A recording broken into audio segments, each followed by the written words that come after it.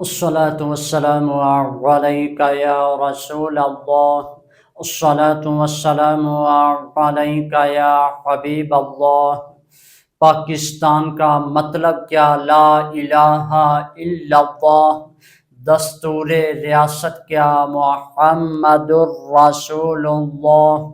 جس شخصیت نے اس پاکستان کا تصور پیش کیا اس کا حضور خاتم المرسلین صلی اللہ علیہ وآلہ وسلم سے محبت، حضور سے عشق.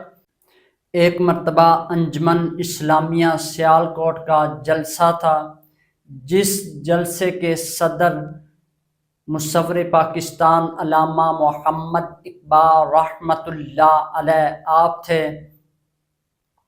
وہاں ایک خوش الحان نعت خواں نے اعلیٰ حضرت کا یہ شعر، یہ مصرع پڑھا: خدا کی رضا چاہتے ہیں دو عالم، خدا کی رضا چاہتے ہیں دو عالم، خدا چاہتا ہے رضائے محمد صلی اللہ علیہ وآلہ وسلم.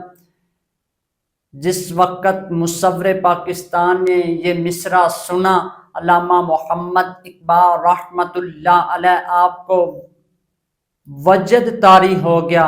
آپ تقریر کے لیے کھڑے ہوئے اور آپ نے اپنے عشق کا اظہار یوں کیا: تماشا تو دیکھو دوزخ کی آگ، لگائے خدا بھجائے محمد. تماشا تو دیکھو دوزخ کی آگ، لگائے خدا بھجائے محمد. تعجب تو یہ ہے جنت اعلیٰ بنائے خدا، تعجب تو یہ ہے جنت اعلیٰ بنائے خدا، بسائے محمد صلی اللہ علیہ وآلہ وسلم. مصور پاکستان کا حضور کے ساتھ عشق، حضور کے ساتھ محبت، حضور کے ساتھ جذبہ عشق. آئیے مصور پاکستان علامہ محمد اقبال رحمۃ اللہ علیہ، جس نے یہ پاکستان کا تصور پیش کیا، اس پاکستان میں حضور خاتم المرسلین صلی اللہ علیہ وآلہ وسلم کے دین کو نافذ کریں. حضور خاتم المرسلین صلی اللہ علیہ وآلہ وسلم کے دین کو لے کر آئیں، دین عام کریں. حضور خاتم المرسلین صلی اللہ علیہ وآلہ وسلم کی ختم نبوت کو عام کریں.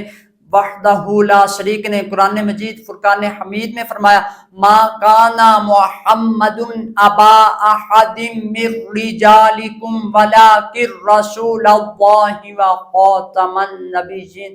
میرے وحدہ لا شریک نے قرآن مجید فرقان حمید میں بہت آیات مبارکہ میں حضور کی ختم نبوت بیان فرمائی. آئیے حضور کے دین کو اس پاکستان میں عام کریں، حضور کی ختم نبوت کو عام کریں، تاکہ حضور خاتم المرسلین صلی اللہ علیہ وآلہ وسلم ہم سے راضی ہو جائیں. آج ہم یہ مقصد لے کے چلیں، آج یہ ہم عہد کریں: پیغام خاتم المرسلین جاری رہے گا، جاری رہے گا، جاری رہے گا انشاء اللہ عز و جل. وما علینا الا البلاغ المبین.